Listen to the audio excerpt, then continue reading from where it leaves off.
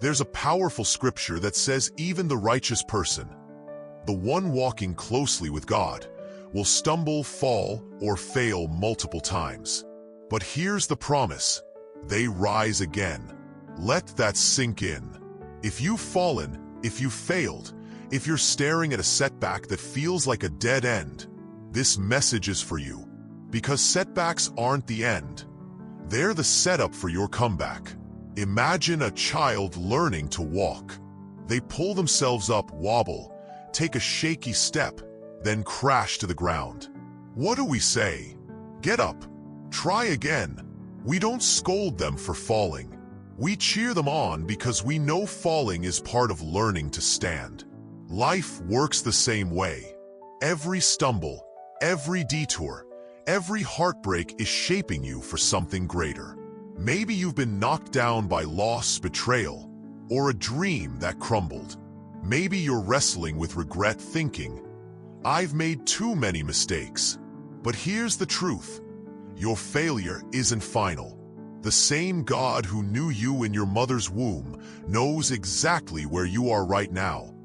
And He's not done with you yet. Let me share a story. A friend once told me she felt like a failure after her business collapsed. She'd poured years into it, only to watch it unravel overnight. For weeks, she spiraled in shame, convinced God had turned away. Then one day she whispered, God, I can't fix this, but I believe you can. Within months, doors opened she never imagined.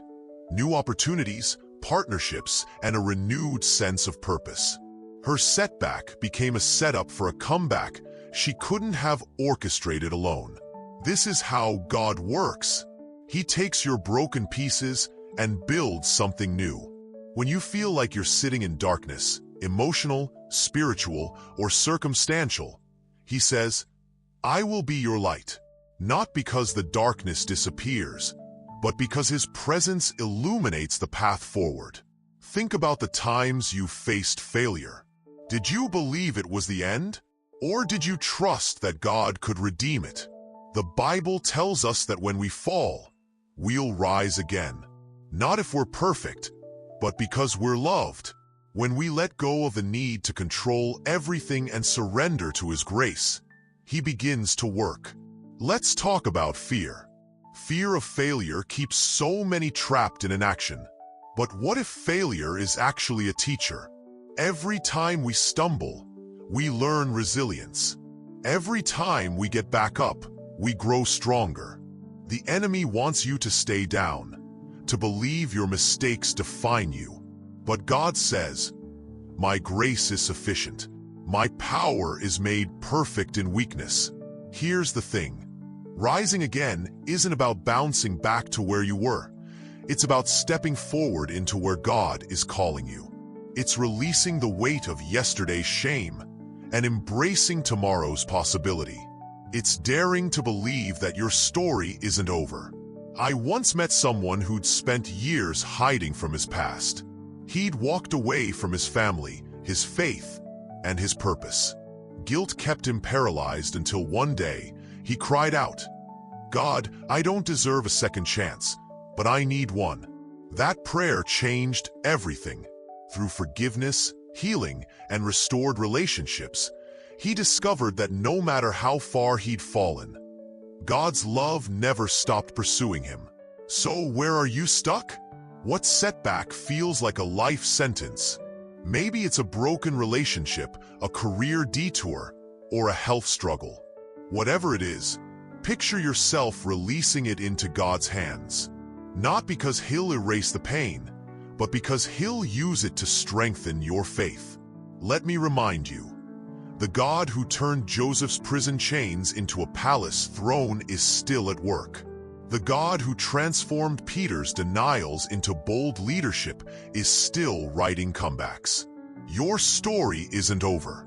In fact, your greatest chapter might just be ahead. But rising again requires a choice. Will you stay in the valley of defeat, or will you trust God to be your light? Will you cling to the past, or surrender it to the one who can redeem it? The answer lies in your willingness to get up, Dust off and walk forward, knowing He's already paving the way. Let's talk about hope. Even when circumstances look bleak, hope is the quiet whisper that says, "This is not the end." Hope is trusting that God can take your failures and weave them into a testimony. Hope is believing that after every fall, there's a new beginning waiting. I want you to imagine standing in a dark room. You can't see anything, just emptiness. Now, picture a single candle flickering to life. The darkness doesn't vanish instantly, but the light is enough to take one step, then another. That's how God works. He doesn't flood the room with brightness all at once. He gives you just enough to move forward, trusting each step leads closer to your breakthrough. So how do you rise again? Start by surrendering your pride. Confess your need for help. Stop trying to fix things in your own strength. Instead say, "God, I've tried. I've failed, but I trust you to turn this around." Then take one small step of faith. A phone call, a prayer, a decision to try again. Here's the promise. Your comeback is bigger than your setback. Your victory is greater than your defeat. And the God who calls you His own will never leave you stranded in the dark. Let me leave you with this.